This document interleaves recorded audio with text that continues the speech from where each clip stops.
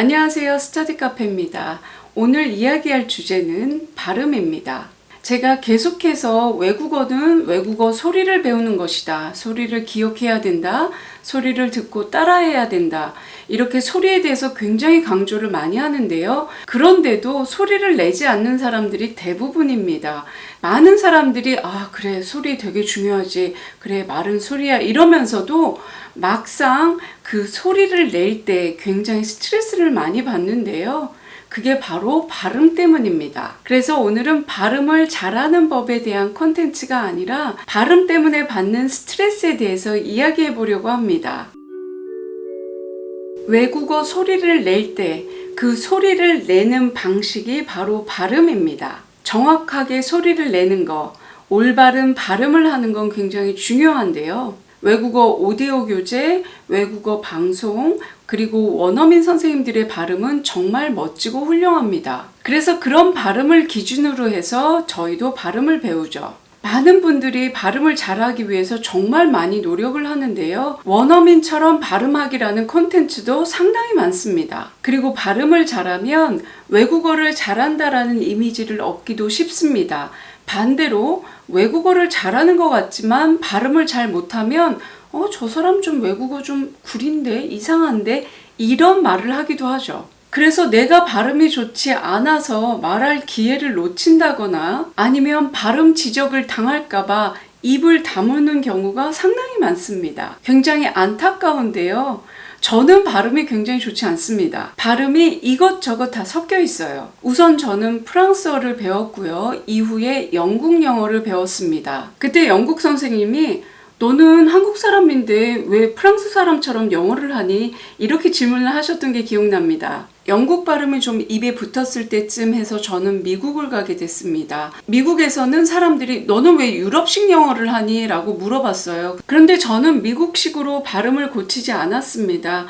그때는 굳이 내가 미국식으로 발음을 고치는 대신에 듣기를 빨리 해야 되겠다. 왜냐면 영국식 영어하고 미국식 영어하고 이 발음이 달라서 듣는 게 굉장히 어려웠어요. 그래서 듣기에 더 많이 시간을 많이 보냈던 것 같습니다. 그래서 저절로 조금씩 제 발음은 고쳐지기는 했는데 그리고 나서 저는 독일을 가게 됐습니다. 그래서 독일에 갔을 때는 정말 독일어를 하나도 모른 채 갔기 때문에 발음이고 뭐고 간에 빨리 의사소통을 해야 되고 이렇게 말 통하는 게 중요해서 발음에 거의 신경을 쓰지 않았습니다. 발음은 하다 보면 좋아지겠지라고 그냥 생각했던 거죠. 한국으로 들어온 지 제법 시간이 지나면서 저의 모든 외국어에는 한국의 구수한 발음이 다 섞여 있는데요. 한국의 구수한 발음 더하기 온갖 외국어 발음이 짬뽕이 돼서 정말 국적 없는 발음이 되고 말았는데요. 저는 솔직히 발음에 그다지 신경 쓰지 않는데요. 제가 발음이 좋지 않다는 거 미리 말씀드리지만 그렇게 발음을 고치려고 많이 노력하는 편은 아닙니다. 왜냐하면 제가 여러 외국어를 배우면서 깨달은 게 발음보다는 억양이 중요하다는 걸 알기 때문입니다. 발음은 단어 하나하나의 음가를 이야기하고요. 그리고 억양은 그 단어와 단어가 합쳐진 문장을 말할 때 이어지는 리듬을 말합니다. 그래서 발음이 조금 나쁘더라도 자신의 발음에 모국어가 섞여 있다 하더라도 이 리듬을 잘 타면 정말 외국어를 잘하는 것처럼 들립니다. 그리고 그게 잘하는 겁니다. 그래서 디테일한 발음 하나하나에 신경 쓰는 것보다 전체적인 문장의 리듬, 그러니까 문장의 높낮이에 신경 쓰는 게 훨씬 더 중요합니다. 우리말은 다른 외국어에 비해 그렇게 높낮이가 있는 말은 아닙니다. 그래서 많은 분들이 외국어를 할 때 그냥 일자 톤으로 이렇게 쭉 나가는 경우가 굉장히 많아요. 그래서 발음이 아무리 좋아도 이 높낮이가 이 리듬이 맞춰지지 않으면 좀 알아듣기가 힘들거든요. 그래서 개그맨들이 억양을 세게 해가지고 웃기게 얘기를 하지만 사실 그렇게 하면 정말 그럴듯하게 들려요.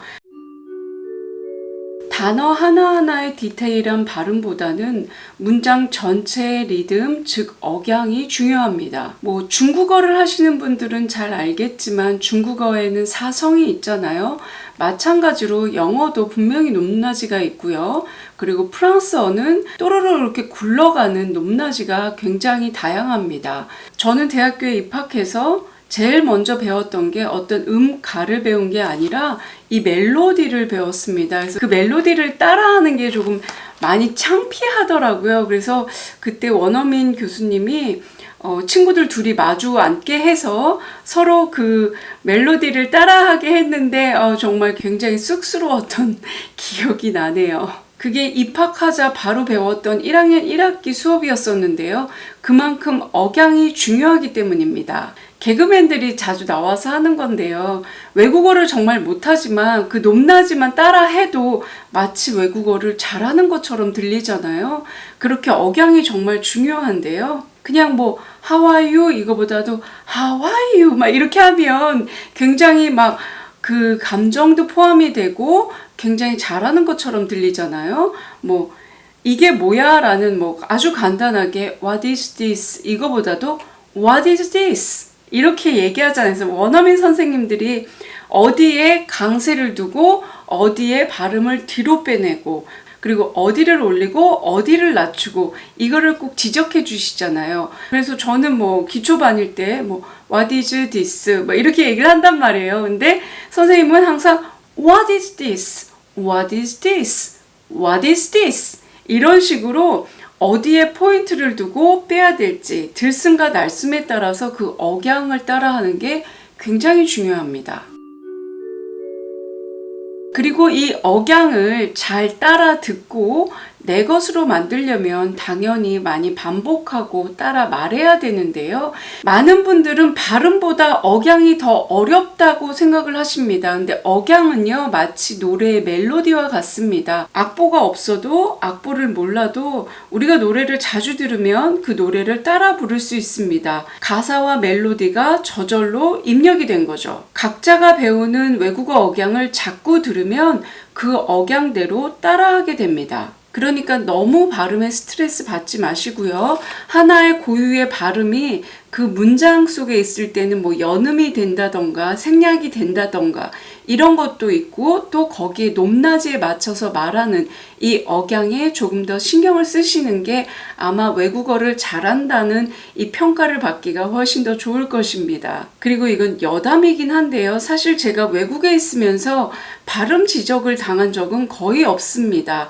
발음이 좀 특이하다, 다르다 이렇게 반응은 나오겠죠. 왜냐면 제가 딱 생긴 게 한국 사람이고 외국 사람이 하는 게 신기하기 때문에 발음에 대해서 별로 그렇게 얘기를 하지 않았어요. 근데 정말 신기하게도 외국인 친구가 있다가 한국 사람이 오면은 외국어를 안 하고 한국어만 합니다. 근데 그 저변에 깔린 그 심리가 내 외국어, 내 발음이 좀 좋지 않아서 이렇게 꺼려하는 경우가 상당히 많더라고요. 근데 그 현상이 제가 한국에 돌아와서 제가 외국어를 그냥 평탄하게 이렇게 물 흐르듯이 이렇게 대화를 이어나가도 사람들이 너 외국어는 잘하는 것 같은데 발음은 별로야 이러면서 외국어 발음을 꼭 지적하는 사람들이 한두 명씩 생기더라고요.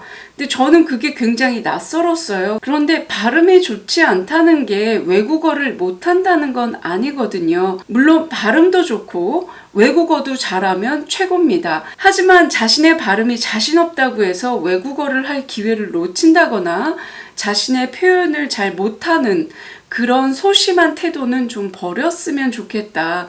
외국어를 하려면 좀 뻔뻔해져야 되거든요. 외국어는 마치 연기랑 똑같습니다.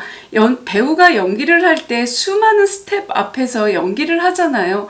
얼마나 뻔뻔하고 얼마나 당당해야 되는데요.